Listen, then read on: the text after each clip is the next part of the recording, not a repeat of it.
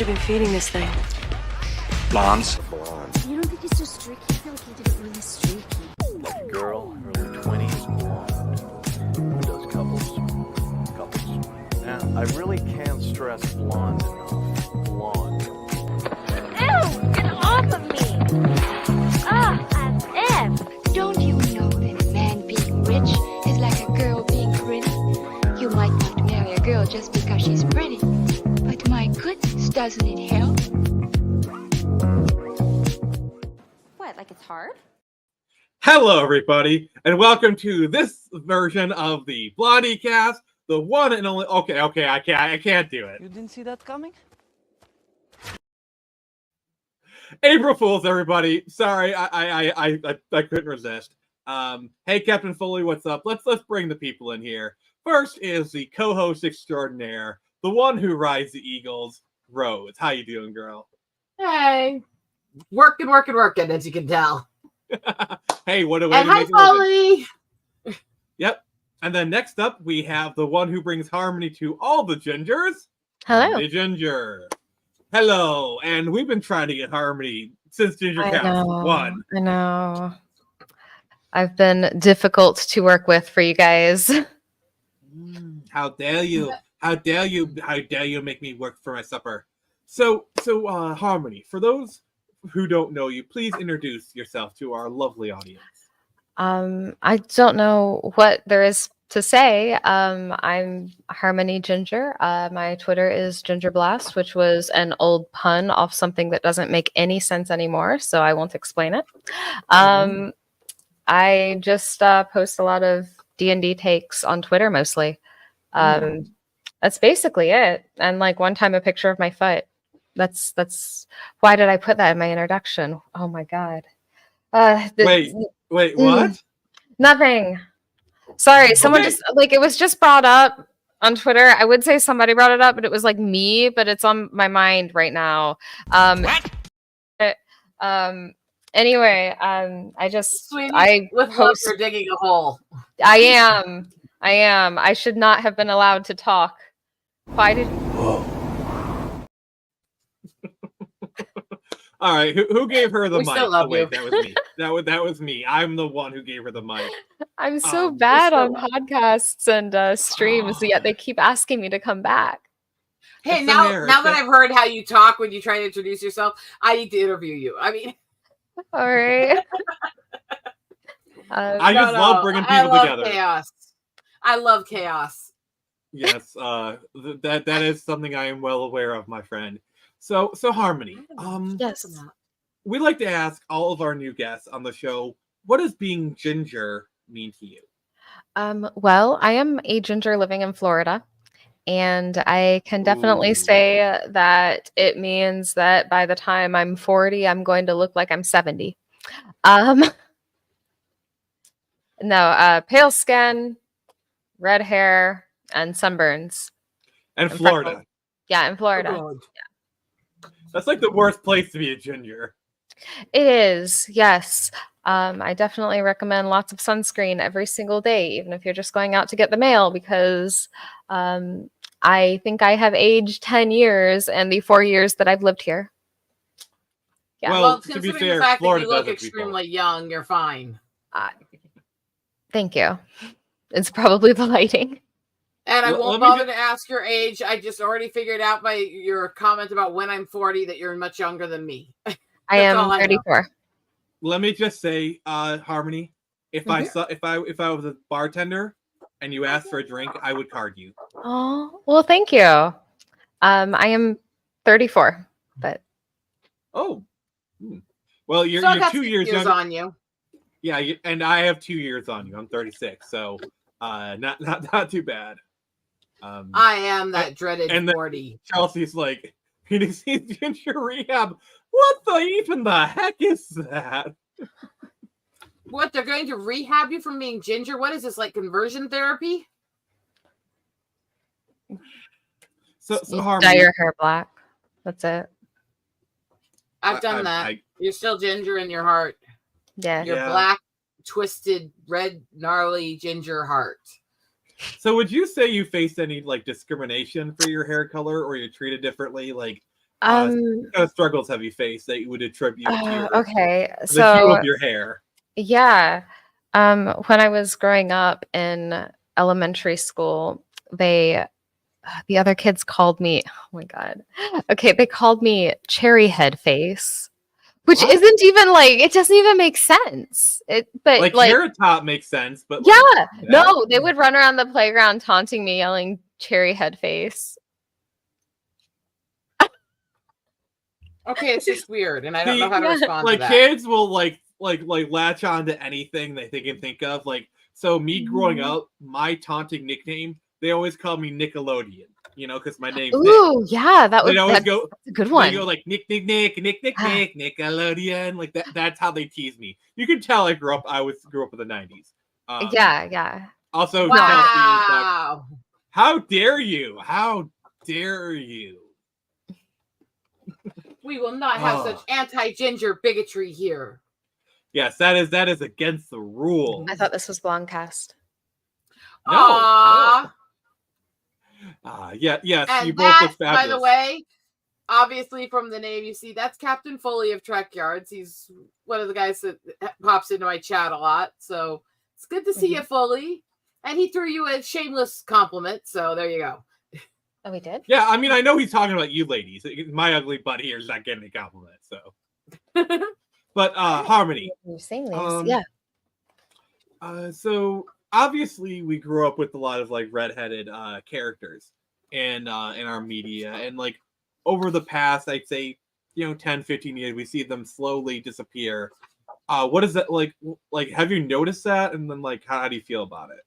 Um, God, that's a good question. So I've never really identified with characters based on their hair color a lot. Like there weren't always a That's lot of bigoted. gingers in media. Like when I remember in college, like the movie Brave came out and I was like, oh my Oh. God, she's literally me. Oh my god! As far as erasure of that, well, I mean, Yeah. Merida's still a redhead, so I mean, we still have her. For As now. far as Ariel goes, yeah, that kind of sucked. Oh, Starfire, didn't they erase Starfire? Yeah. Yeah.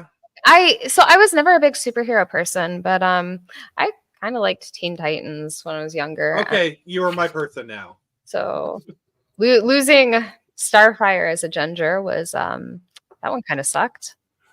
Yeah, I'm a huge Starfire fan as well, so I get what you're saying. And then, hey Tevia. My chat yeah, is behaving as my chat does. So hello, Iron and Sunning. so Rose, what is so we're kind of referring to like what people call like the ginger side here. It's kind of a well trodden topic on the show, but we love bringing it up as much as we can because it's fun to talk about. Rose, when did you first notice that kind of something was up? Honestly, I kind of noticed a cultural shift away from redheads. Kind of more about time I was in Job Corps a couple decades ago, where it was like before when I was in the 80s and 90s, while I dealt with a lot of crap from the tribal side and all that for being like this, there was this obvious like lore for redheads through most of that time.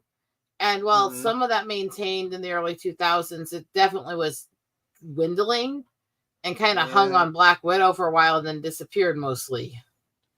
And it just has been kind of slowly being erased and quickly being erased. And I mean, look, they started the race swapping out gingers and stuff with the stupid live action Josie and the Pussycats in the 90s. So it's been happening a while. Oh yeah.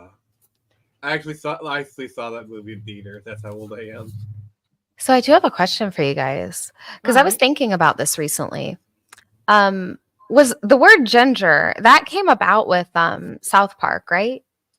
Because I remember you were asking me like how this affected me growing up. I remember like when I was in high school and that South Park episode hit, like suddenly that's when I remember people saying like people teasing me like it was the funniest thing ever about not having a soul, which that was pretty funny at the time, but the not having a soul and the term ginger were definitely mainstreamed by that, but the not having a soul and redhead stealing souls and stuff like that does go back in European mythology for a long time because red and black were considered the colors of demonic and satanic. Mhm. And I heard people refer to it as gingers even when I was very little. So I would argue. it became more mainstreamed during that. Yeah, Yeah, I I didn't would know that. Yeah, Go I ahead. would argue that like the term ginger kind of got introduced to America in the mid 2000s when like a lot of British media was coming over, like Doctor Who and Sherlock.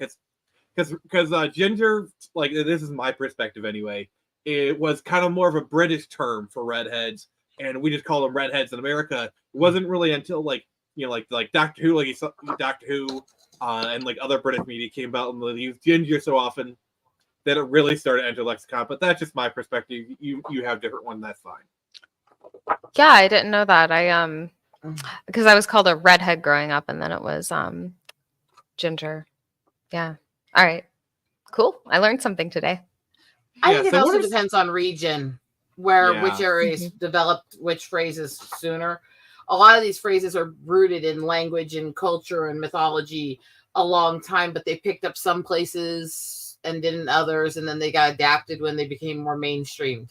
Yeah, it's really interesting. It's really interesting, like the terms for different things. Like for example, Harmony. You said you live in Florida. What type of beverage is Coca-Cola? A Coke. No, what type of beverage? Yeah, a Coke. What type of beverage? What type Okay, of beverage like is Pepsi? yeah, Coke? no, that's the Coca-Cola Coke. There's also the Dr. Pepper Coke and the Pepsi Coke. No, but what's the general okay, term? so yeah, so where I'm from, we use Coke for everything. But Okay, yeah, I think no, soda is the one that I hear. If that's what I'm you're from asking. Michigan, and we call it pop. Yeah. Yeah, I so am like aware. I'm on. Yeah, that's what I was like. You're very, But- very difficult, lady. No, I'm very serious about that though. There are some And there's the Canadian vote. regions. There's the Canadian vote on that one. There are some regions where they just say Coke Hi, Lydia. for everything. Like it's the Sprite Coke That drives me nuts because Coke is very specific to a specific type of drink that was designed. And I absolutely loathe colas with a passion. So when people say Coke, I automatically go, okay, well, It's I like don't want it. it's like You know? it's like when your grandmother calling your PlayStation 3 a Nintendo.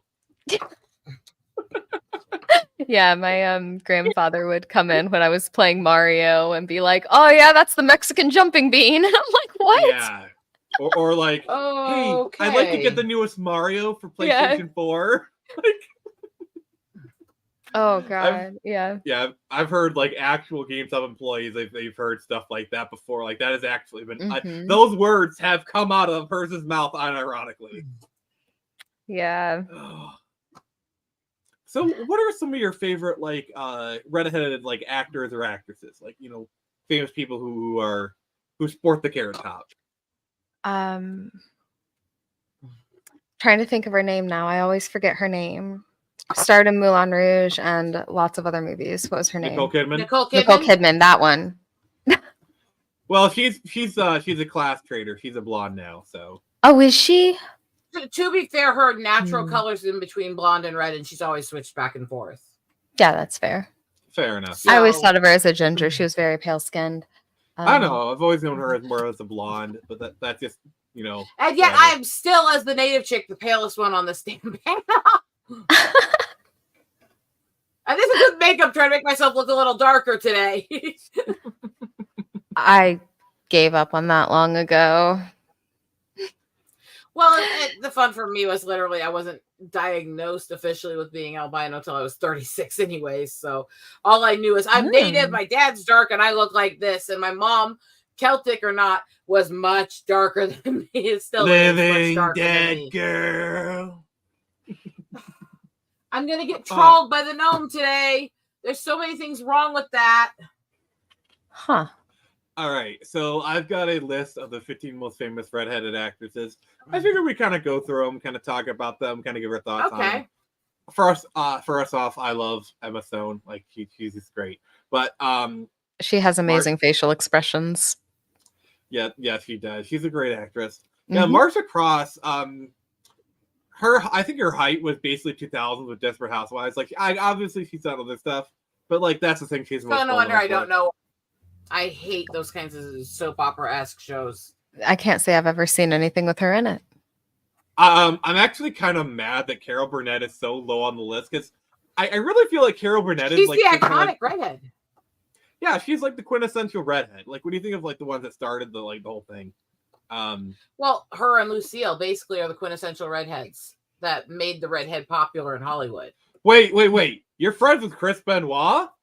How are you friends with a dead man? Okay, we're just gonna just slide past that.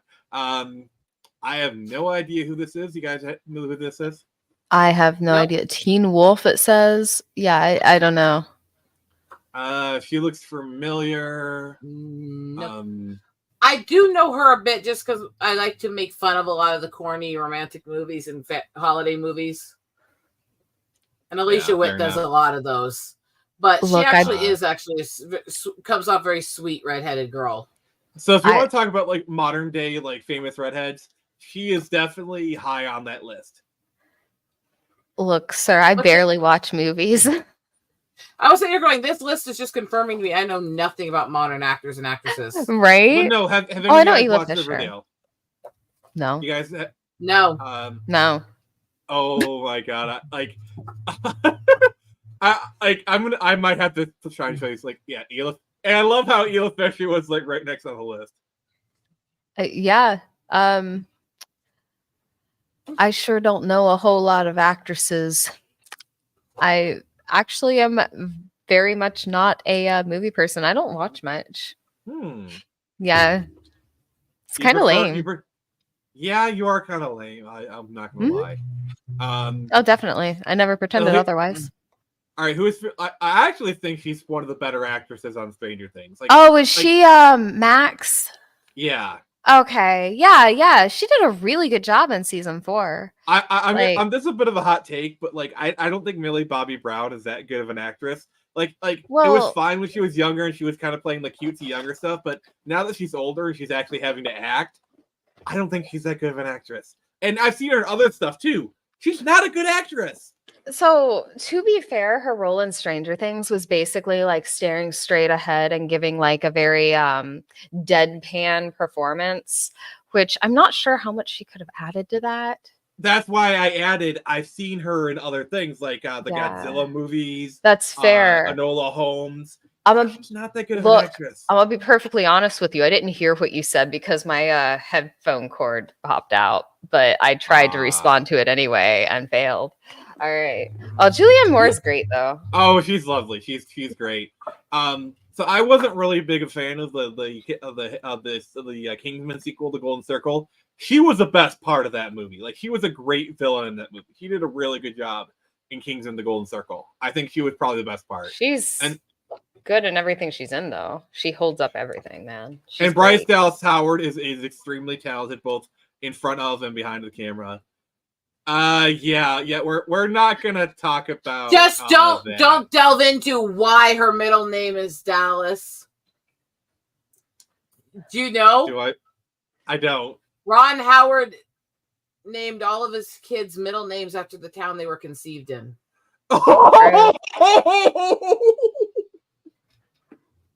Yes. He actually did admit this in an interview a few years ago. All their middle names are based on the cities they were born in or conceived in. Like, born in is one thing, but conceived. Sorry, that was a tongue thing. No, it's conceived in. It's where they were conceived. He named them after. Imagine if it was Bryce Cedar Rapids Howard. Yeah, you could get really dumb with that. Jessica Chastain, she's fine. Like, okay. I wish Kate Mara would get more roles, to be honest. Who is she? What is she from? She was like Fan Four Stick. That is the part. The sex. Yeah. I was trying not to say that word, but yes. Oh God.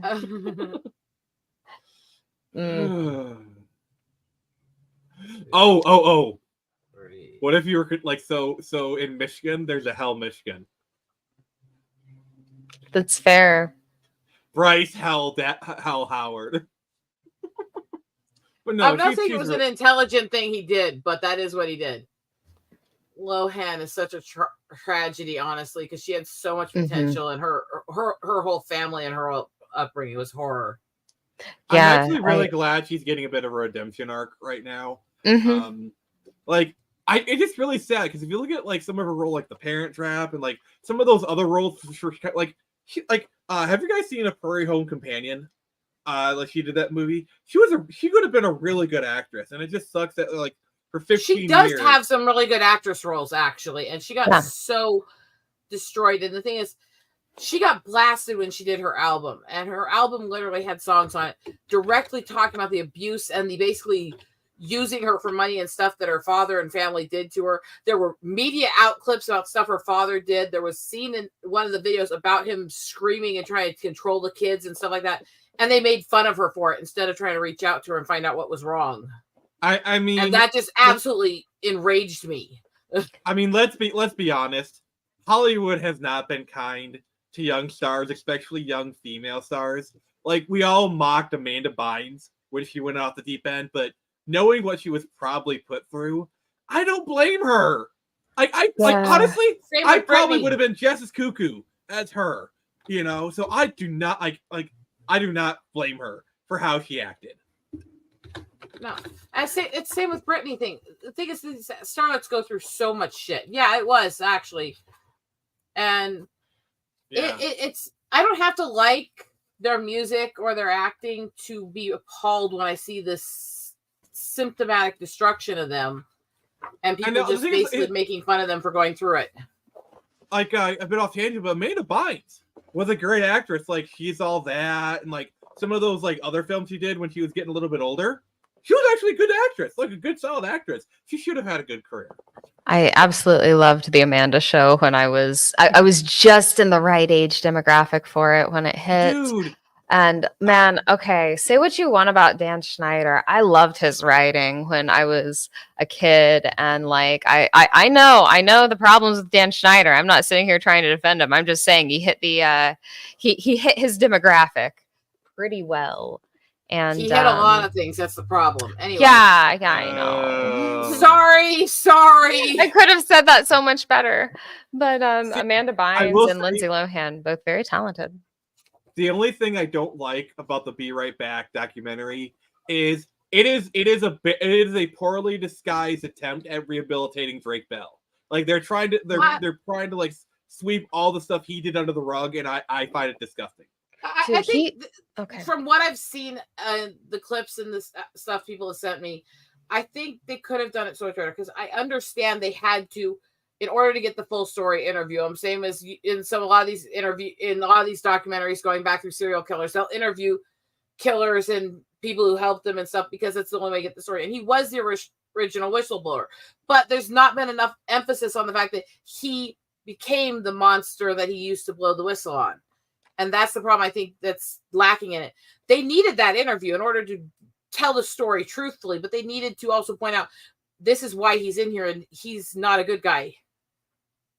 Yeah, and I keep running into the, like, I remember, I think last one, me and you Rose, we kind of had a bit back and forth, where like you were saying like, oh, he went all through all this stuff, and for me it's like, yeah, he went all through all this stuff, but it's up to us to break the cycle of trauma. Okay. Let's be fair. That's not how I phrased it. What I said is there is a certain amount of that's how the monster was created, and that's part of the story of what happened in it, so it needs to be addressed. I never defended what he did. I do joke about it, but it's a dark. I'll respond to the comment that I don't joke about it from the chat because I've been through it. I joke about it because I've been through it, and it's the only way I can cope in my head when I'm talking about those topics. So I mean, it's the Gallows same reason you don't is why I do. Yeah, Gallows humor is one thing. Sorry, Harmony, if it's got a little bit heavy on you. No, it's okay. So yeah, Reba McEntire is another quintessential. I think number 3 on this list. She belongs in the top of the fucking list. Also, Reba is a goddess. But how is Lucille one. Ball never been on this list unless they're saying it's only living actresses? Well, because some she of was these one actors- of the quintessential. Yeah, Lucia Ball. Like, I think Lucia Ball is probably the original redhead in terms of like popular redheads. Her of course, Carol Burnett. I'm trying to think of her name right now. The one that was Starlet in the old days, that was in the original Parent Trap. The mother. Oh, I can't. I know who you're talking about now. I'm looking it up. So hot here because So I have Maureen another O'Hara. list. So I love how you just said that because number one is Marina. Yes, look at quintessential gorgeous redhead, and look, actually, her hair is similar color to mine there. Oh, Mhm. and Margaret. Then And Margaret, another. God, yes. Carol Burnett. Rita Hayworth. Rita Hayworth, yeah, hell yes. Who, me? Susan Hayward. Susan Hayward. Oh, Lucille Ball. Lucille should be higher up than 8, though, even on that list. Yeah. There's so much that wouldn't exist with entertainment industry and with the whole redhead culture without her. Yeah. She should be higher on that list. Was what's her name? Somewhere in the Rainbow, Wizard of Oz. Judy Garland. That Was she yeah. redhead? I don't She think redhead? so. No, she was brunette. Okay. Trying to think of like other famous ones from like the 50s and the 60s. Yeah, but Anne Margaret's a big one. Like huge. Like, But redhead honestly, star. I would have said that top of that classics Sorry. list would have been between Margaret and Lucille and Carol Burnett, and were the ones that really, and Maureen O'Hara. All those 4 should have been the top of the list. I was gonna say Debbie Reynolds, but Debbie Reynolds is blonde. The other girls, don't get me wrong, were still a major part of that Starlet era, but they were not as quintessential to the redheaded culture as those 4. And so the fact that those 4, that there's 4 girls who were nowhere near as quintessential in that culture that were rated higher than Lucille, I think was actually a slight at her. Yeah. And if we're gonna talk about like other famous like redheads, like if in terms of like the 80s, I would say like the top 3 were what's her name? Breakfast at Tiffany's, 16 Candles. Audrey Hepburn? No, we're talking 80s. No, I'm trying to. Sorry. Oh, God. Tiffany, about, and then I know who you're talking about. Girls Just Want to Have Fun, Time After Time. Cyndi Lauper. Molly Ringwald. Yes, thank you, Greg. There we go. I was thinking Breakfast Club Girl. Couldn't think of the name. I know who you meant, but it's not coming to me. When I start scrounging for names, my brain starts going. Yeah. When it comes to the 80s and redheads, Molly Ringwald is like tied. Is definitely one of the most iconic. Then you also got Tiffany, and then what's the girl? Girls Just Want to Have Fun, Time After Time. I just said that, Cyndi Lauper. Yeah, Cyndi Lauper. Which is she's a dirty blonde redhead. I thought she was a blonde. Yeah. She dyed her hair. Her hair's in between, but she dyed her hair pink most of her career. So to be fair, I'm also a filthy half breed. So I hate trying to remember names. I hate it. I gotta admit that. It drives me well, that's nuts. my autistic superpower. My autistic superpower is I have all these names and like references in my head. Like that's my autistic superpower. I have all the references. I have all the data and facts, but because of where names and numbers are stored in the memory of your brain, it's part of what was fried by the seizure damage and the Parkinson's. So it's like I sit there going, I store my extra brains in my big ginger hair. We have Oh my God! Thank you. Oh, it's been so long since I've gotten to see you. Oh, thank you so much. With sweet message of passing through to show love to one of my favorite content creators, even though I'm retired. Had to say hi and pray that you're okay and in good spirits. Keep up the great work. Oh God, thank you, Abu. You're such a sweetheart. I haven't seen you in too long. Oh, now I feel all melted and sweet. Well, let's bring back the fire and brimstone, shall we? Let's get you pissed off. Oh God. So I don't know if you guys have heard about this, but apparently Disney is making a new Little Mermaids CG animated show, and they done ducked up. I mean, is it any shock with Disney that they're doing that? I mean, it looks like they're trying to make it based on the actress. What was her name? Halle Bailey? Is that it? Okay. yes. But it looks like they're like trying to take her and try to put really badly made dreadlocks with SJW pink hair on it. Yeah, the hair is not. The hair is like stereotypical insulting dreads that aren't well maintained, that aren't beautiful, that aren't classy. I don't know why you would do that. Even if you're trying to represent racially the Black community, why would you make the stereotypical dreads that people make fun of that aren't actually how they keep track of it if they're taking care of it right? I don't know anything about dread maintenance, so I'm on the board of a Black church, and that's repugnant what it looks like. And I had to help take care of my godsons and my goddaughters for years. That is repugnant how they made that look. It is horrible. It is ugly. It is vulgar. Oh. Hey. Oh, guys. Hello. So, go ahead. So, I have a question for you, Harmony. For me? So you know how when it comes to like video games and like tabletop stuff or just like character creators, there tends to be maybe an over emphasis on redheads in media. Why do an you think overemphasis? Like you got stuff like maybe in the past or whatnot, you see a lot of redheads in visual mediums. Like, why do you think so many people gravitate towards creating redheaded characters, both in like movies, films, but also in video games? Because they're eye-catching. Like we look like real world anime protagonist. You can pick out the main character if they have bright orange hair, easy. If I'm in a character creator, I put red hair on my character. I can tell my character apart from all the other characters in cutscenes super easily. Eyes drawn to it, red hair. That's it. There's a little of it because we're hot. There's a little bit of all that, but honestly, part of it is just color theory. It's which colors pop the easiest, which colors are the easiest to track. Who remembers this game? I can tell you, it super pops out. I was oh God, can I tell a quick story?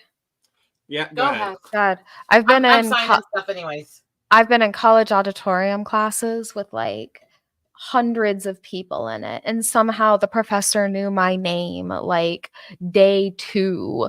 Like somebody on my side of the auditorium would be talking and he'd be like, Harmony, shut up. And I'd be like, how the fuck? There are 200 people in here. How do you know? It wasn't even me. That wasn't very harmonious of him. Yeah, no. And it's because of my red hair. It's always been like that. People know my name. People always remember me immediately after meeting me. And I swear it's because of my hair, because there's like not many other people that look like me. Oh, that's beautiful, Eagle Rider. Well, to be fair, that's your name. You got that kind of like natural redheaded look, so people know it's not from the bottle, but also it's like I'm just gonna be heaping the praise on you, so just be wary. You got like kind of like these natural curls that are actually like very, very pretty. Thank you. But yeah, I've always stood out. So yeah, that's why I make my characters red-haired. That's why I assume there are a lot of red-haired characters in media, because a lot of times if you have a 2-hour movie and you expect the audience to remember the names of a bunch of different characters, you don't make them look alike. And an easy way to make one stand out is make them a ginger. Easy. Yeah, that definitely does work. We're like, what, 2% of the world's population? Something like that? Yeah. Natural redheads are a little under 2% of the global population. Or in my case, actual native culture natives are less than 2% of the global population. Naturally redheaded native is less than 0.05% of natives. So, Wow. yeah, I'm kind of unheard of, I guess would be the right phrase. Something like that. Yeah. Like, I mean, come on. How can you not? How can you not like this? Like, Mm-hmm. Oh yeah, and they and see, I don't know if Starfire even has all the qualities of a redhead because she's like, I don't know, her skin's like glowing orangish. I forget what the actual term they use for it is, but I mean, God, I love she's this one. I love absolutely this one. beautiful. I love Starfire. She's I love definitely this my cosplay. self-insert superhero. Yeah. Yeah. Oh my God! And then Sunny is in Brave is Oh yeah, Poison Ivy, Jessica Mad, Jessica Rabbit. Rabbit's Yeah. my girl. My girl. Yeah. I don't know why. Yeah. What would appeal to me about a devoted wife who's a busty, mouthy redhead who looks like a sex kitten? And, you know, I can't imagine why she appealed to me in my youth. I mean, but yeah, the thing I like about like a lot of the Poison Ivy cosplays is they kind of evoke a lot of that like old Hollywood charm a little bit, you know, like with the gloves and whatnot. Oh yeah, it's very burlesque. Yeah, for a little sure. bit. Yeah. I like it. I'm very much a fan of the orange and green color combination. It's like my just because my favorite color is green, so I normally wear that color combination quite a lot. So Poison Ivy is one of my favorite cosplays. Yeah. Probably one I'd do if I was ever into cosplay, but I'm not. So also, this is for you guys. Please, Disney, never touch this character. Never, ever touch this character, Disney. What character? Mara Jade. Oh, okay. Oh, I love Mara. I will say this, though. Actually, I could see Elizabeth Olsen playing Mara Jade, to be fair. I think she would do a good job. Let me address Stunning's comment there because I kind of, part of what I love about my hair that I do have a little natural flex on is because of the mixing and the albino and all that. I got this naturally dark red hair that when I went through my whole traditional gothic phases, which I'm still into a lot, I just am too lazy to buy all the clothes when they're more expensive usually. When I go through all the dark makeup and stuff, the dark hair works with it. Look, gothic and goth use red hair too. It's not just raven hair. So there is an overcast there.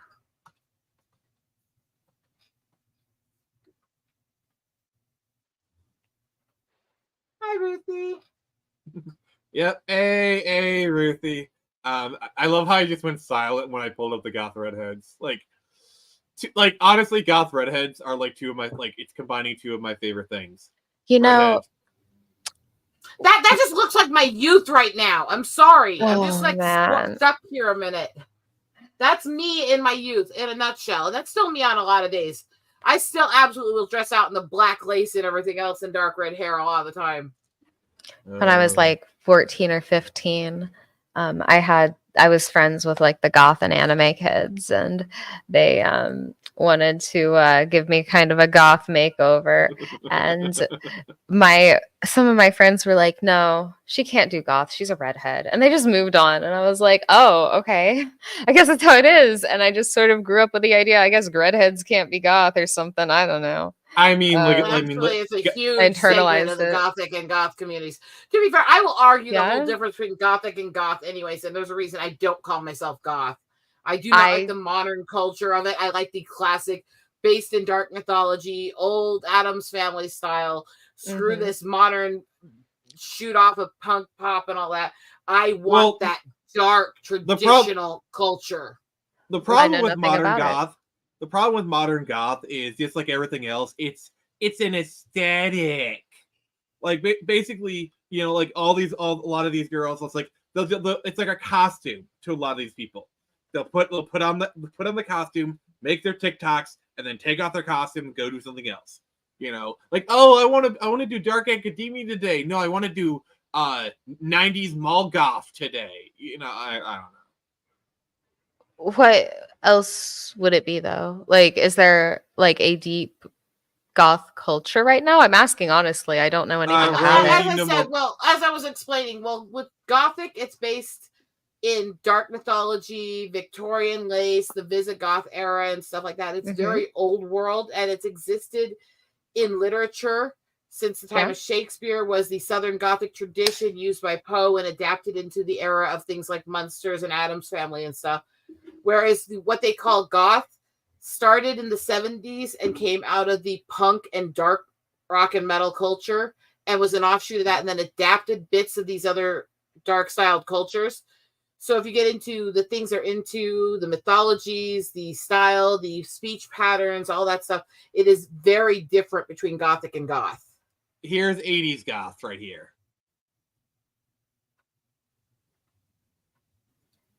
Yeah, So I as you always can- like the aesthetic on guys. I don't know. I'm into 80s goth guys, I guess. I don't know. I've always kind of had a thing for goth chicks, even though they probably murder me. It's a worthy Maybe. sacrifice. Yeah, maybe, but hey, it's worth it. It's worth it. It's worth the murder. Oh, we are so far off topic. What's the topic though? Redhead. You know, I don't know. I don't know. Yeah. I can't say I knew much about what I was coming on Gingercast to talk about. To be fair, I came onto this thing with like very little of a plan. So Rose, what'd you say your favorite era of like the goth subculture was? Honestly, more of like the era of like between Shakespeare and Poe and the old Victorian lace Gothic styles and stuff like that. So the old European Gothic into the Southern Gothic traditions and stuff, which unfortunately is a lot harder to find good representations of online easily. Yeah. I gotta say, mine is like probably what I grew up with is like 2000, like 90s, early 2000s goth stuff, like the mall goth Marilyn Manson era. Like that's what I grew up with. So, Yeah. Bridget Regan, who is that? I need to take a look. So I know someone asked who Mara Jade was earlier. So in the true canon of Star Wars, otherwise known as the old extended universe, Mara Jade was Luke's wife. Oh, her. Yeah. I could definitely see her as Mara Jade. Also, we didn't really talk about her that much. She's actually a really good actress. What's she in? I recognize her, but she's been in a bunch of stuff.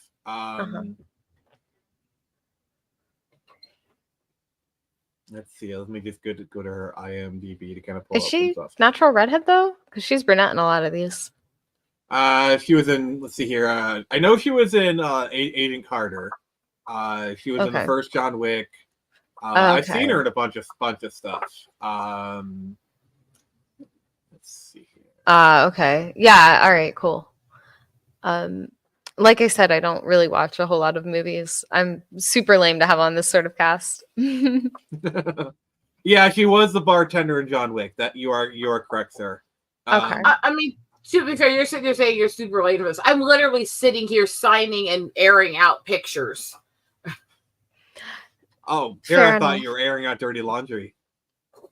No, I'm just getting nice air movement around my bosom. Yes, you aren't totally attracting attention, which please continue. This shirt doesn't show as much cleavage as most of mine anyways. But it does say, sorry, but I'm the queen.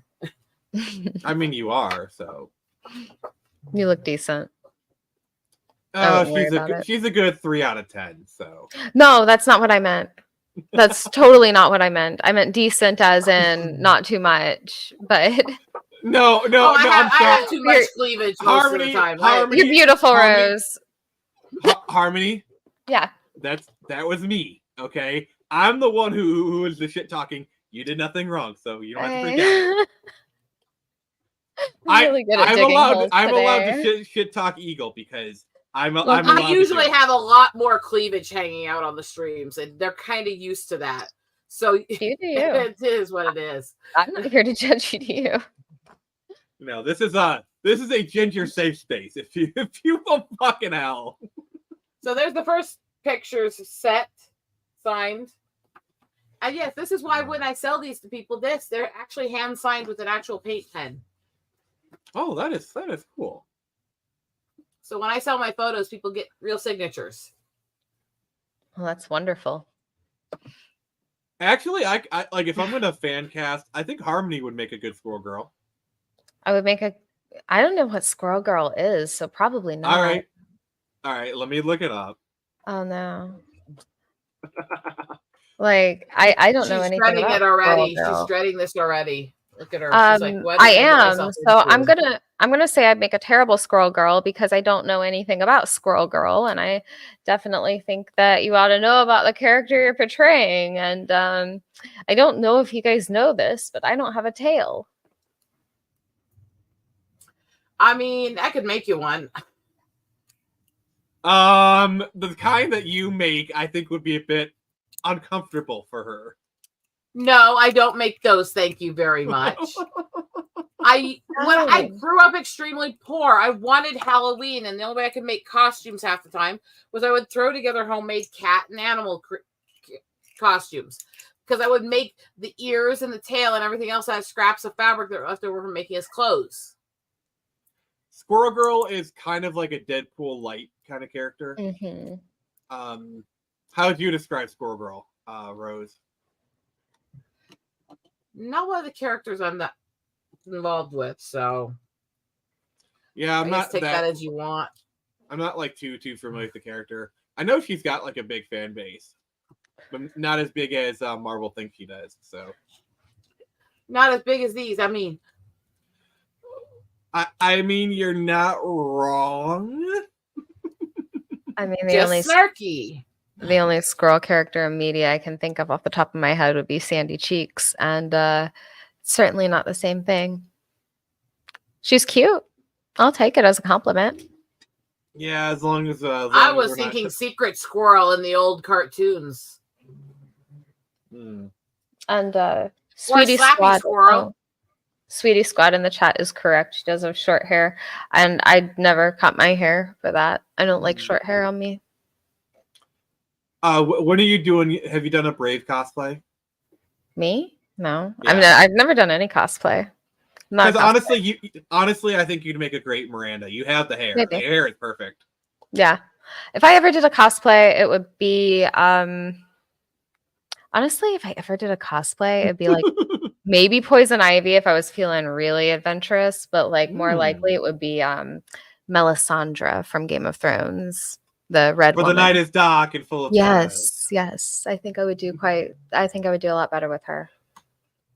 As long as you don't try and conceive a shadow baby with me, we're good.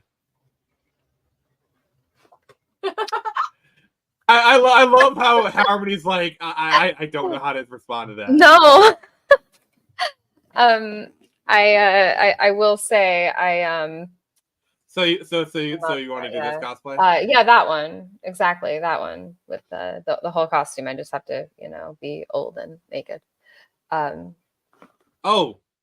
Would you do Goblin Queen from X-Men 97? Dude, you're assuming I have any idea who that is. I would not assume that with me. I definitely just fake being a nerd for clout online. All right, so this is no, Goblin Queen. I'm big on games, but not very much else. Yeah, I do that. I guess. I don't know, man. That's a lot of boob. It's a lot of boob. I can pull off the boob, trust me. So yeah. I just need. Yeah, I would do that with Rose's boobs. I mean, at least it's better than this. It is, yes. I mean, there's always something worse. Certainly. You could always get a water bra if you need the boobage. I mean, that's true, but I think that would show. Would you ever do this character? That's the Castlevania lady. I guess. Yes. I mean, I don't. You're asking me would I ever do this, but the answer is I don't really do cosplay because I don't really like going out in public and having everybody looking at me. It's very daunting, and my natural my red hair already draws enough attention that I cannot deal with the attention of cosplaying, and I do. I do like Hey. attention online, but I can like always just turn off the computer and get away from that when I want. But I would Yeah. never go out in public with cosplay. So Yeah, I get that. You got to be pretty brave to do that. Like, hats off to all the definitely. cosplayers who puts themselves out there like that. Like, it's a very brave thing to do, especially like Oh, the it ones is. who like wear like more skin tight or revealing stuff to a con. That takes a lot of confidence. It does. And I like it's not me. It's not something I would do, but I don't want to disparage those girls because like, man, that takes a lot of courage to do to put yourself out there like that. To be honest, it's not something even I like. I can do like I've done cosplay and I would do it again. But like that kind of like skin tight revealing stuff. Like I've seen cosplays of a dude just in shorts wearing a Diglett hat, and they're like ripped to shreds. Like you guys are braver than I am. I couldn't do most of it because I get so self-conscious on every little flaw in my body. This is the same reason why, even though I'm not as big as I look when I'm sitting down, I don't like being standing up or moving around on camera because I'm self-conscious with so many parts of me and I want to hide them all. And I know it's not healthy, but that's how I feel. This is a thing. Whew, I love that one. Yep. Not gonna say anymore. I'm not gonna make inappropriate comments about men on stream. It's definitely not gonna happen, but do it. Hey, look at the walking penis heads. I mean, I'll say it. Harvey's enjoying this, so yeah, I like these. Well, you're it's easily so much fun signing them, right? Oh, that's a nice one. I'm sorry, I have to brag a bit about my work while I do it. Yeah, this is a lot of work. I'd brag about that too. If we're gonna brag about our work, so if you made it this far, please give me a like, comment, subscribe if you can, all that good stuff. So I figure it's time for a little bit of promo. I think we've earned that as such. So, and demonetized. Well, while that's you guys what super chats are for. So everybody who can hop over to my channel, I can take super chats. I mean, so I just wanted to show this off. So this is the trade paperback for 2100 Samurai. I just got it the other day. Thank you, Critical Blast, for making this happen. And if you want to grab yourself a copy, you can do so right now at Barnes and Noble. And then here's a link. It's also available on Amazon, Walmart, blah, blah, blah.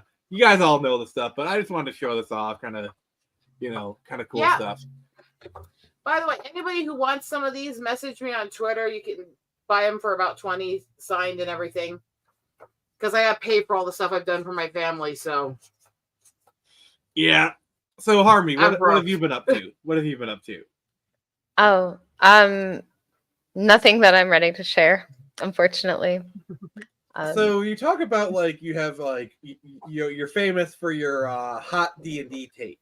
Oh no. Yeah, I just run a lot of D&D and post about it on Twitter, basically. And I wouldn't say I'm famous for anything. Eagle Rider. Yeah.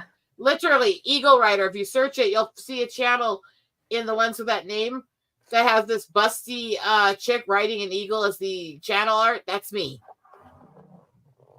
Actually, I thought it was Miranda Kerr, but who am I to judge? Huh. So Harmony. Yes. What types of takes on D&D that tend to be controversial? So I wouldn't say I'm especially controversial, and it gets really deep into the sauce, and I don't know how deep into the sauce you want to go. Let's go. Let's go head first. Head first in. Oh God, but there's so much. Yeah. So I don't know. It's I just so share a bunch of stuff big. on Twitter. Yeah, I just share a bunch of stuff on Twitter, like whatever's on my mind. A lot of times it has to do with D&D, but recently I went on like. I don't know, man. There's so much. It's like all different. I don't know where you want me to start. Whatever comes to mind first. All right. Pull one out of your hat. Okay. So, well, recently I got blocked for spitting mad brontosaurus facts. That has nothing to do with D&D. Yeah, I posted something about how a group ran into a random brontosaurus, and a guy responded to me. He's like, "Actually, I think you mean brachiosaurus. The brontosaurus doesn't exist." And so I was like, "Actually, it does, because there's like this study about brontosauruses recently saying, yeah, they probably were distinct." And then he blocked me. I was like, what? See, here's what happened. He went to your profile. He saw he was Ginger. He got so turned on, he just couldn't argue with you anymore. So in order to save himself, he had to block you. You were too hot for him. I don't know, but that was something that happened recently that was, I guess, rather controversial. It's been a whole thing with the whole brontosaurus thing, because part of it, they did edit things to get it quickly approved by the scientific community to get funding, but they've also corrected a lot of that, so it's partial truth on both sides. Yeah, it's kind of interesting. Yeah, it's kind of a debate. Like, no one's really sure if it was different or not. But yeah, the other thing is like, there's a whole industry of like dinosaur skeletons, like a whole like politics and process around them. Yeah, like the museum that discovers them can actually owns the rights to the molds. Like a lot of museums, they have like molds of like dinosaur skeletons, and they license it out. It's really crazy. I watched a half as interesting video about it. It was really crazy. Yeah, I've been mostly staying out of controversy though lately. Actually, that's not true at all. No, I think I'm in the middle. A good girl. I think I'm in the middle of my biggest controversy though. All right, please. I want the tea. I want all the tea. Spill it, girl. Good. All right. Oh man, this is really bad though. I don't know if you want me to tell the whole story. I mean, I'll try to tell it. Give it to me, baby. Okay. So I don't know how deep into D&D Twitter you guys are. If the answer is I am not into it at all. Oh my god. Okay. Well, I've dealt with it some because I was a gamer years ago. So there's a group of guys on D&D Twitter. They call themselves the Bro SR. They've been advocating for certain rules in games, right? And they've been doing it for a long time. And some of them are a little bit abrasive, and it puts a lot of people off. They don't like them very much sometimes. And then like a lot of people are like, these rules are dumb. We're never trying them. And so I started to try them recently, and I started like kind of blogging on Twitter about my experience. And suddenly a lot of people are into it. Some of those guys are not happy with me. Okay, so which group is that? Which one does it try to push what rules? Yeah, so oh god, it's like so deep in the sauce, and I don't know how deep we want to go. All right, let's shift things. So okay. as a D&D person, I want to get your take on the wheelchair and dungeons. Oh no. I don't care. Like, I think that's the dumbest thing. I really don't care about the wheelchairs. Like, I think it's actually the stupidest debate I've ever seen, and I have no idea why everyone cares so much about wheelchairs in D&D. Oh man! If you want the opinion of the disabled chick, I just find it insulting, belittling, pandering. That said, if people want to do it in their private games, I just don't give a shit. Just don't try to make me do it. And if you try to add a wheelchair to your character in a game I'm playing, I'm sorry, I'm going to break your wheelchair the first time I need to get away from a bad guy. He comes after you. I mean, it really depends on the setting. Like, if you're in like a steampunky kind of setting and you're playing like an artificer that creates like a hovering wheelchair or something, like, okay, sure, maybe. If it, like, my thing is, if it makes sense for the setting, you know, like, obviously when you create a dungeon, you're not going to make a wheelchair accessible. But if it fits within the context of your world and you can still game, who cares? Like, I've had a few players play disabled characters before. I've had someone play a deaf character. I've had someone play a character who had a leg amputated, but he had like a Exactly. metallic leg. Like it didn't really change a whole lot, but like I wouldn't like, honestly, if I were a player in a game, I wouldn't want to I wouldn't want to put a disability on my DM. Like, it just seems like a lot to ask from the DM to like, hey, by the way, my character is going to be disabled. I need you to deal with that. Because like, that's not what you're signing up for as a DM. You're a rules arbiter. You're not like there to navigate the fine line between how do I deal with a player's disability, with the player character's disability, and what is offensive and what is not offensive to you. Like, that's not something you're supposed to do as a DM. And Well, that's like really shitty putting it on your DM, honestly. And I for think there's me, kind of it's been just literally. Oh, sorry. Go ahead. There. I believe there's kind of been a shift in what it means to be a DM in like the past 20 years. Because if you look at like old school DMs, it's like, here's the setting. What are you gonna do? Like you said, the DM is like a rules arbiter. But nowadays, people expect the DM to be the storyteller, to be the main engine of a storytelling device. The Matt Mercer school of D&D, and I think and it's like you see a lot of the new school people, they get burnt out. Like Ginny D, you know how like I think a few months ago, she tweeted about how she was feeling burnt out, and she's more of that new school kind of stuff. Mm-hmm. Well, I was going to say, from my perspective here, with having physical disabilities, having days when I can't walk, having days when I can't do things, the whole idea for people like me, generally, again, there are some disabled people who make it their entire life in that. I'm not going to discount that they exist.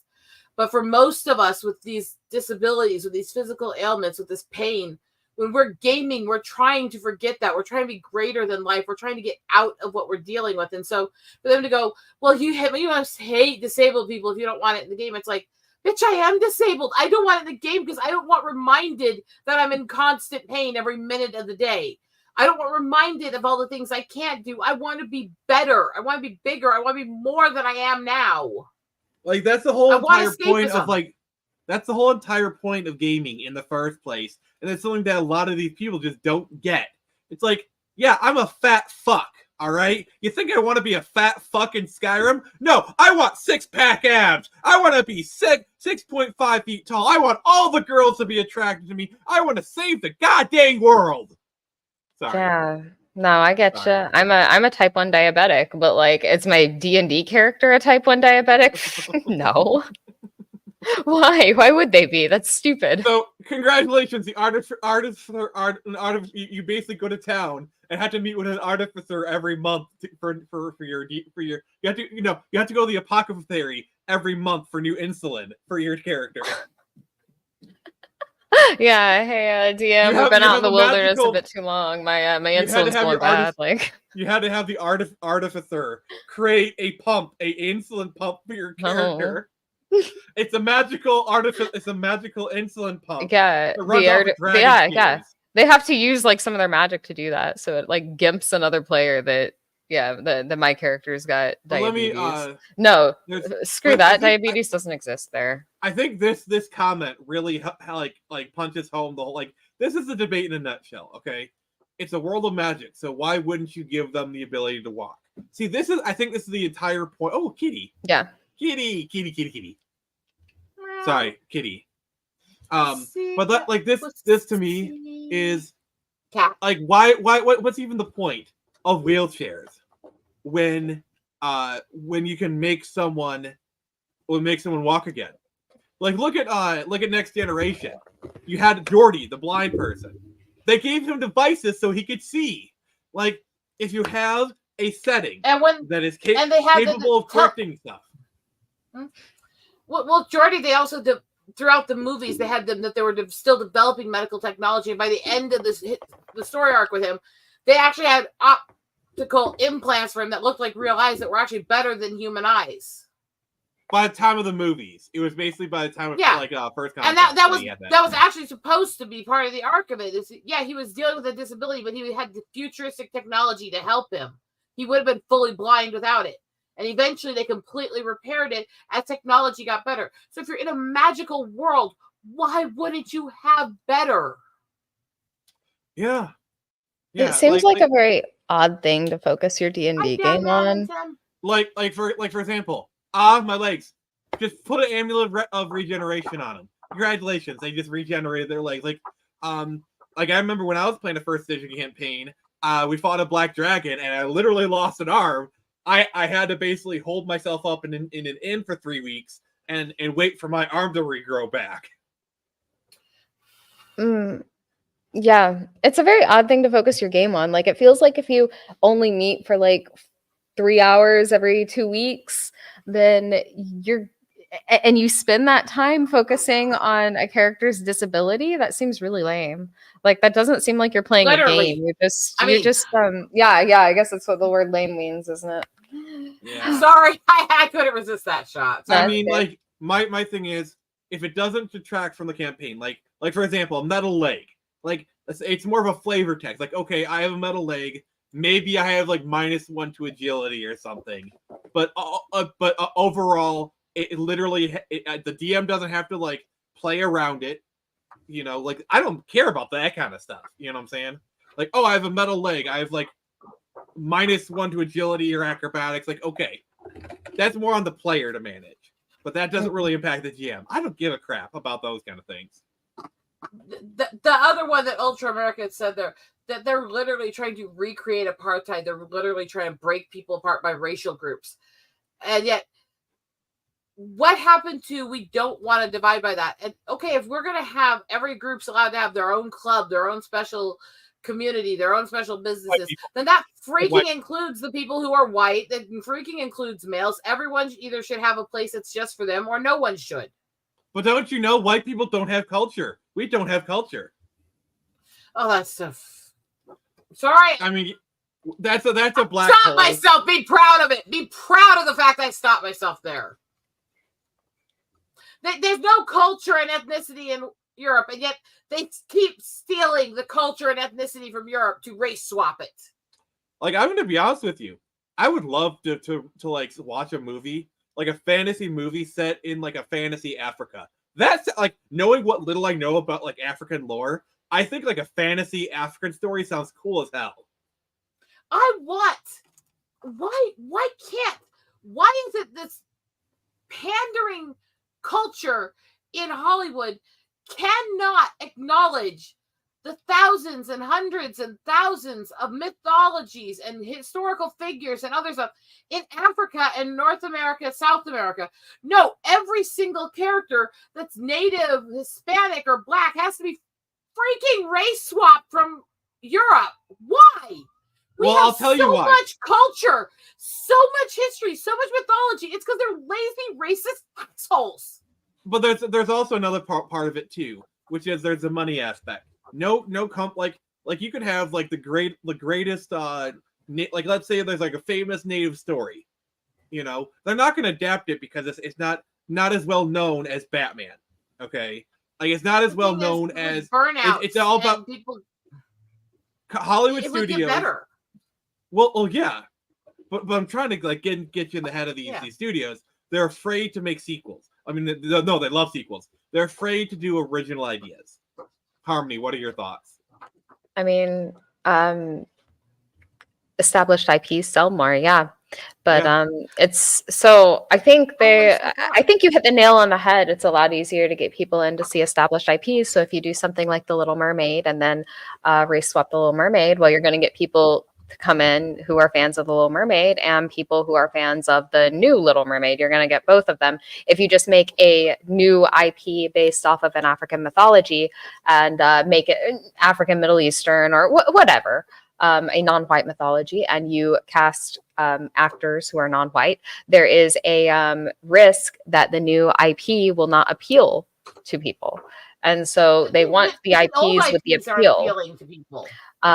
That is correct, but that is a thing that has been a slow shift away from old established IPs because people are realizing that there just isn't the passion or creativity there anymore. Well, that's what I was saying. I think you're both in some ways being too generous with Hollywood. Because yes, there's an amount of they don't want to risk it with something new. But there's so many times, even in our lifetime, where the new IPs are the ones who take the biggest world by storm, who create the biggest splashes and all this. There's no reason to be afraid of it because, yes, the others may get you a certain amount of solid views, but there's also an absolute burnout and people who hate swaps and all this other stuff.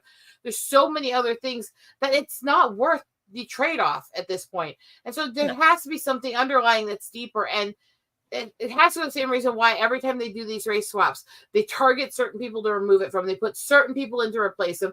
The characters they replace them with are always the most stereotyped racial caricatures of what actual people from those races are. And it absolutely, to me, shows that they are trying to create a very specific. Look at Shang-Chi. Look at what happened when they did Shang-Chi. Mhm. All those characters are just character racist stereotypes. Yeah, that's what I'm saying. This is more than that. They're literally trying to play us against each other. They're trying to dehumanize. And it goes back to the whole progressive ideal.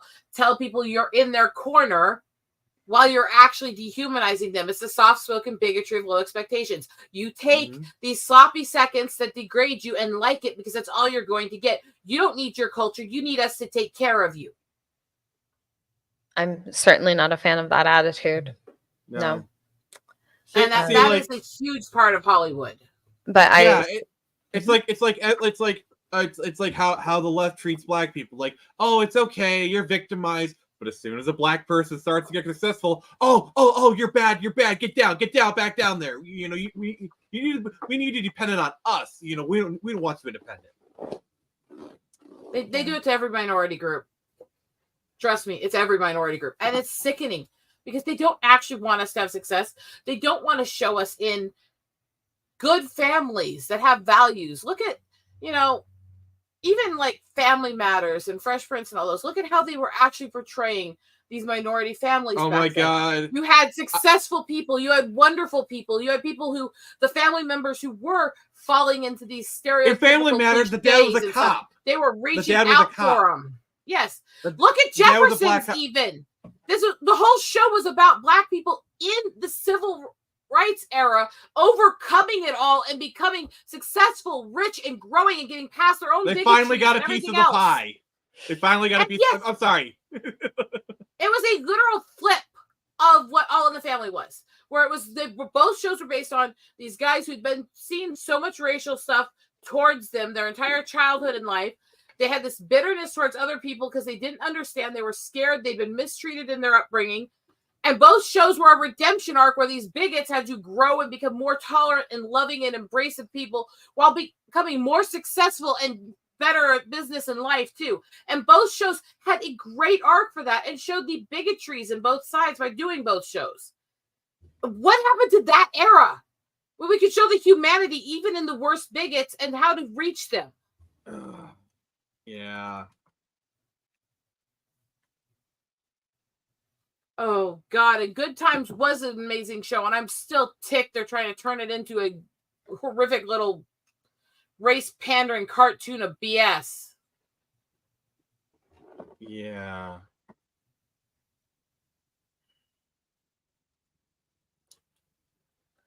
Sorry, Yeah. I'm looking.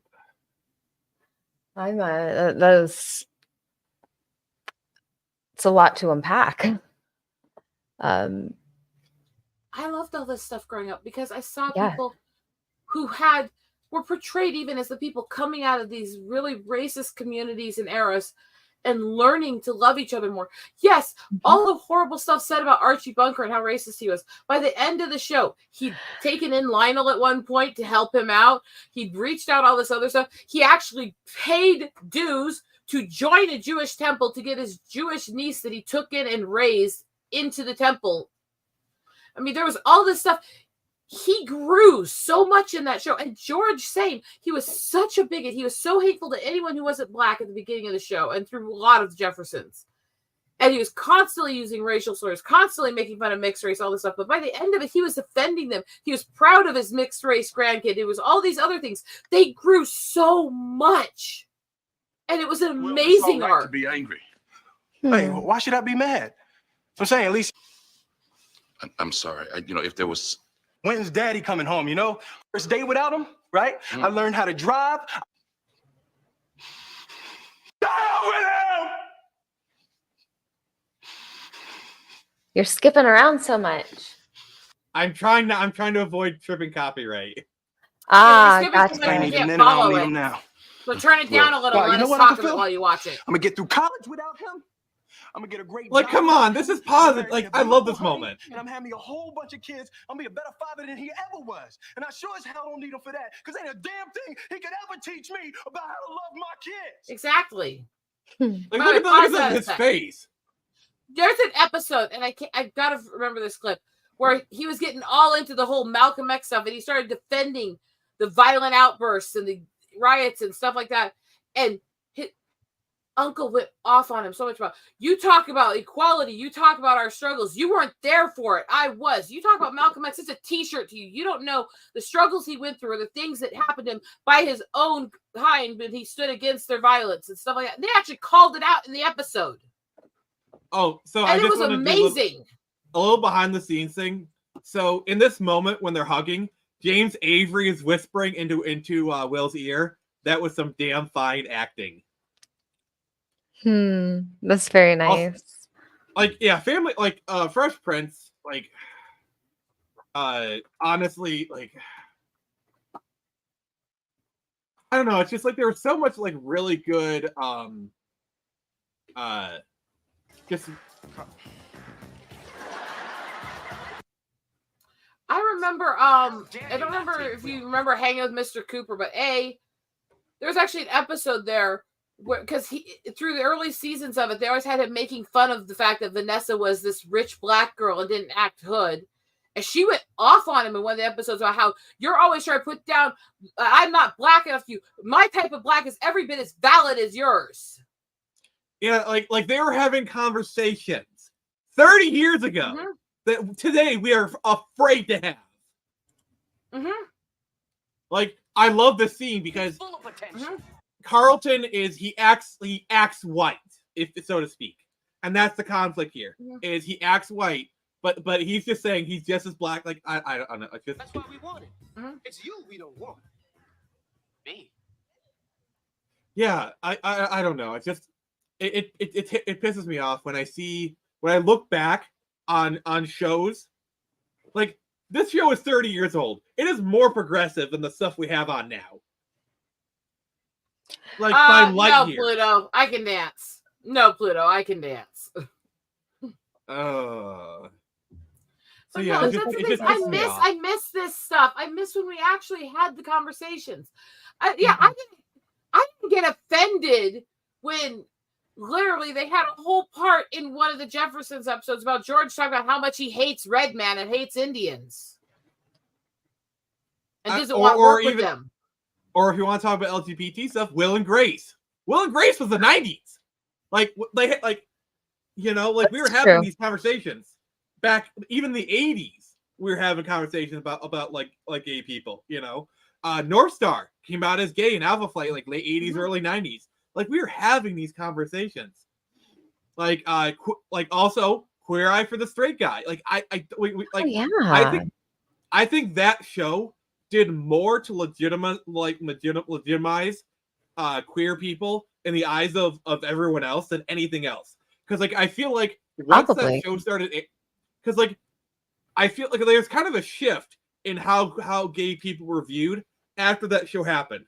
Because it's like gay people were just after because you see in the 2000s there was more of a normalization of gay people. Like, it was kind of starting to happen in the 90s, but I feel like after Queer Eye, where it's like, yeah, gay people are just like anyone else. Like, you know, they're just people. They just have a different preference in who they like to sleep with. You know, whatever. I don't know.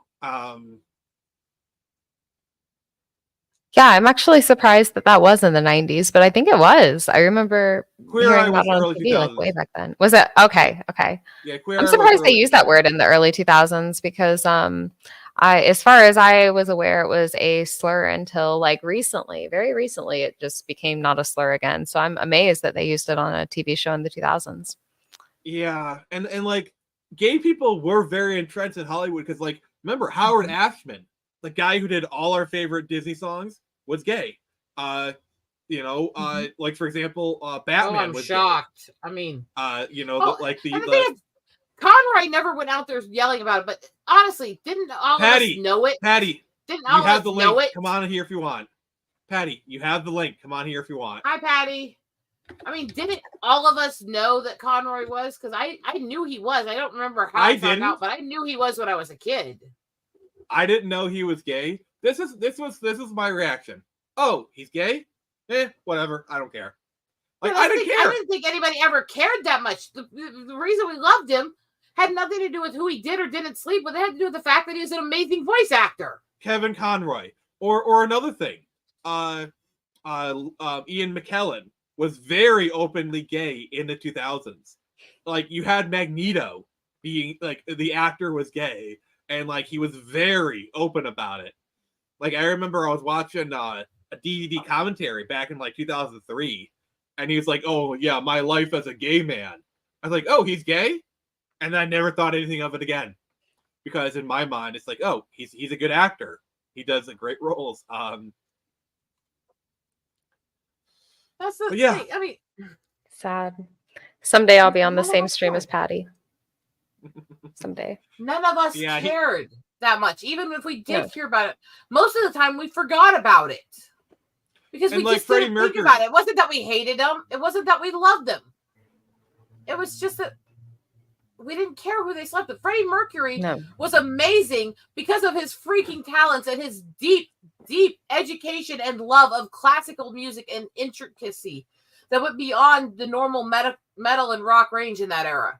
To be fair, Freddie Mercury changed the world in a lot of ways. As far as I remember, Freddie Mercury was never like full on out, but it was pretty much an open secret. Like everyone knew he was gay. Oh, I don't necessarily believe that. I've heard that said recently. Everyone talked about it back then. Everyone knew he was. I grew up in the 90s. That as a kid. Everyone knew who he was back that he was in the 80s when I was little. I grew up in the 90s, and I had about the most conservative Christian parents that anyone I know grew up with. And they listened to a lot of Michael Jackson and Elton John. Like, and they knew, like, they didn't care.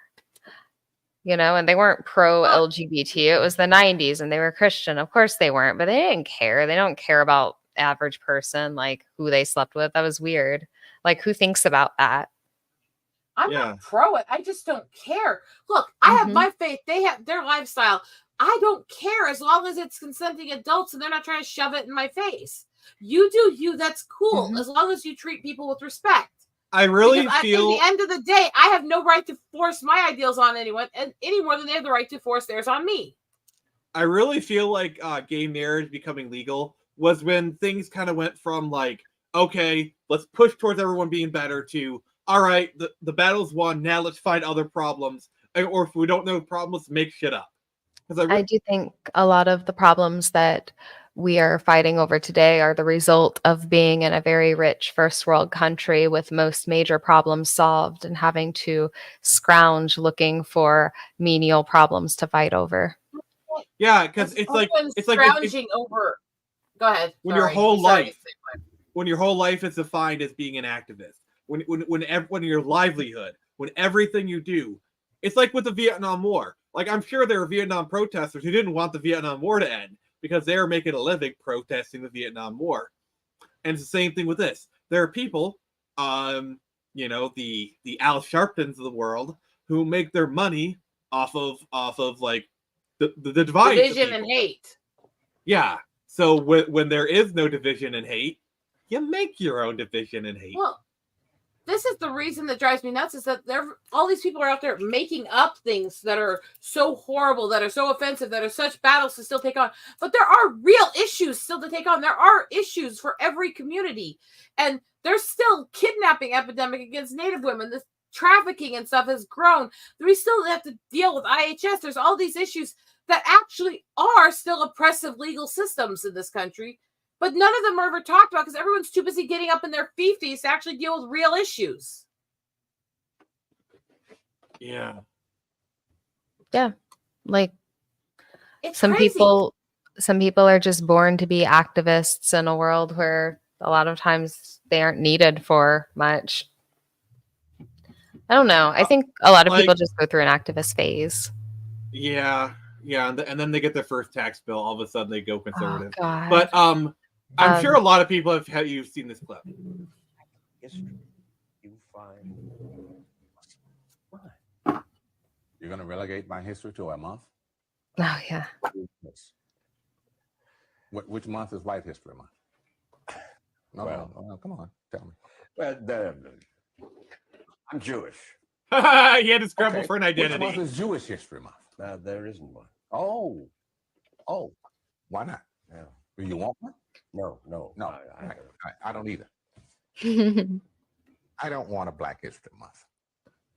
Black history is American history. How are we going to get? Oh my God, racism speak from back. Stop Yeah. talking about it. Exactly. I'm going to stop calling you a white man. Yeah. And I'm going to ask you to stop calling me a black man. I'll call Blake for dinner instead. You know me as Morgan Freeman. But yeah, like I love that clip. By the way, He was a wonderful pick for God. Anyway, I love Bruce Almighty. I'm sorry. I Mhm. love Bruce Almighty. I love yeah, that movie. Anyway, I am gonna have to get going, guys.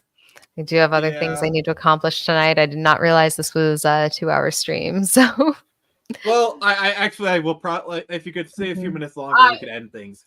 okay. Yeah, I think Yeah. I think I need to wrap things up too, especially with how hard I'm working here. I gotta just keep All right. going. So Harmony, give us a few more minutes. We'll just kind of. Okay. So we're All gonna right. go around, kind of say our final words. Final thoughts. If you got anything you want to plug, just put it in private channel, share it, and then we'll kind of get out of here. So Harmony, you go first. Why me? Right. Because on the spot. you're the guest. Okay. I don't know that I have much of a point here. But you guys can, I guess, follow me on Twitter if you want. I don't really have much to plug. I just like to share my thoughts on the internet with people. It's been lovely. Thank you for inviting me. I appreciate an ability to come on a stream and where the only unifying factor is being a ginger. That's a lot of fun. But yeah, thank you so much for inviting me. Thank you. And then Rose, any final fuck yous? Well, I mean, just the fact that we can find common ground no matter which parts we come from, where we're from, that's the biggest thing we need to take in this whole society. Is we can fix all the issues. We can make this whole world better if we'd stop worrying about petty, stupid, menial things that don't matter, that will never matter, and are just division tactics. And on that note, message me if you want to buy the prints. They're all signed. And yeah, I have to brag up a little bit my photos because, yeah.